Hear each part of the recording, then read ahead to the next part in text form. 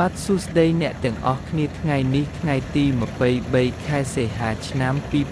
2026តម្លៃស្រូវសែនក្រអូបហើយនិងតម្លៃស្រូវស្រងែស្រាលវានៅតម្លៃរៀងភេទឆ្នាំនេះបងប្អូនគឺសែនក្រអូបគឺក្នុង1តោនគឺតម្លៃ1លានជាងមានន័យថាក្នុង1តោនគឺ1លាន30,000រៀលបងប្អូនចំណែកឯស្រូវស្រងែស្រាលវិញបងប្អូនក៏តម្លៃល្អដែរព្រោះវាប្រហាក់ប្រហែលនឹងស្រូវសែនក្រអូបទេបងប្អូនគឺក្នុង1តោន1លានរៀលដែរបងប្អូនសម្រាប់ស្រូវស្អាតអញ្ចឹងអ្នកដែលធ្វើស្រូវស្រងែស្រូវ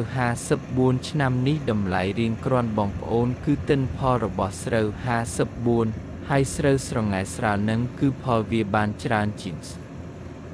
រើសែនក្រអូបចំណែកសែនក្រអូបឆ្នាំនេះមិនសូវផលទេពីព្រោះអាកាសធាតុមិនសូវល្អមេឃសទំភ្លៀងព្យុះញឹកចំពេលស្រូវកំពុងហើបកែសម្រាប់ស្រូវ54និងស្រងែស្រាលមិនចាញ់អាធាតុដូចក្រអូបទេទិន្នផលគ្រាន់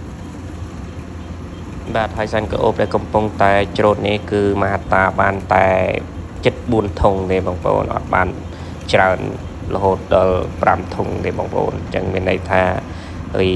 ថយមែនទែនតែភាគច្រើននៅម្ដុំនេះមិនបាន4ធុងទាំងអស់គ្នាទេបងប្អូនអ្នកភាគច្រើនគឺបានត្រឹមតែ2ធុងជាង3ធុងអីទេសម្បូរមែនទែន2ធុងជាង3ធុងបងប្អូនដោយសារដើមដៃវារៀងស្ទើរទឹកបងប្អូនអញ្ចឹងទៅដើមដៃស្ទើរទឹកគឺវាស្រូវវាអត់សូវបែកគុំបានល្អទេវារាំងខ្លាំងពេលដែលចាប់ផ្ដើមស្រូវដាក់ទឹកបានខ្លះហើយក៏ខ្លះហើយនៅពេលដែលស្រូវចាប់ផ្ដើមហាបកាលវាស្រាប់តែព្យុះភ្លៀងញឹកបងប្អូនហើយធ្វើឲ្យមេឃសន្ទុំមិនសូវជាបើកថ្ងៃចឹងហើយធ្វើឲ្យសែនក្រអូបថយទិន្នផលបងប្អូនសែនក្រអូបវាចាញ់អាកាសធាតុខ្លាំងណាស់ហើយចាប់ពីចុងខែ7រហូតដល់ខែ8ចាប់តាមប្រមូលផលហ្នឹងគឺកំឡុងពេលដែលស្រូវវាចាប់ផ្ដើមហាបកាលអញ្ចឹងគឺយើងដឹងហើយគឺព្យុះរហូតបងប្អូនជួបបន្តគ្នា2-3រៀងរាល់ថ្ងៃមើលតែមេឃខាងលើទៅដឹងហើយបងប្អូនគឺពពកគឺហើយបាំងព្រះអាទិត្យមិនឲ្យឃើញចំណែកឯការប្រមូលផលនៅរដូវសាទី1នេះគឺពិបាកមែនទែនបងប្អូនអញ្ចឹងហើយបានស្រែភាគច្រើនគឺដាក់ម៉ាស៊ីន2-3បដ ாய் បងប្អូនចូលក្នុងមហត្តាយ៉ាងដាក់ម៉ាស៊ីន2-3ដោយសារអាកាសធាតុវាអាប់អួរហើយវាឆាប់ភ្លៀងបងប្អូនតែម៉ោង1ម៉ោង2អីវាភ្លៀងអញ្ចឹងច្រូតភាគច្រើនបើម៉ាស៊ីន1បាត10ហត្តា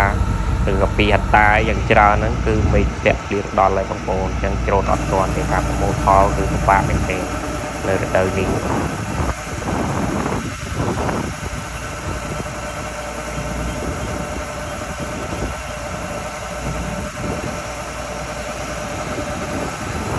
សួស្តីអ្នកទាំងអស់គ្នាបាទថ្ងៃនេះមេឃអាកាសធាតុគឺបើកថ្ងៃបានល្អណាស់បងប្អូនទាំងអស់គ្នាកសិករយើងចាប់ផ្ដើមប្រមូលផលស្រូវបន្តទៀតហើយបងប្អូនស្រូវសែនក្រអូបគឺក្នុង1តោនតម្លៃ1លាន230,000ដដែលទេបងប្អូនចំណែកឯស្រូវស្រងែស្រាលវិញក៏ក្នុងតម្លៃ9,900,000ក្នុង1តោនឬ